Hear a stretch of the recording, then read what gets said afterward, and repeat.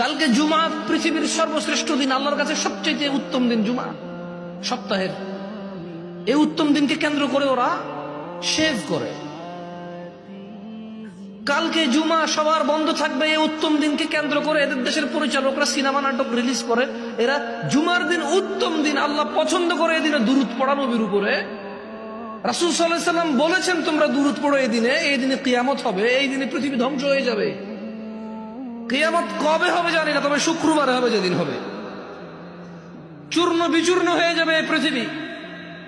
ইযা যুলজিলাতিল আরদু জিলজালাহা, যেদিন পৃথিবী প্রবল কম্পনে প্রকম্পিত হবে। ওয়া আখরাজাতিল আরদু আথকালাহা, এবং পৃথিবী তার দায়ভার সব যেদিন বের করে দেবে। ওয়া ক্বালাল ইনসানু মা লাহা, মানুষ বলবে পৃথিবীর কি হয়েছে।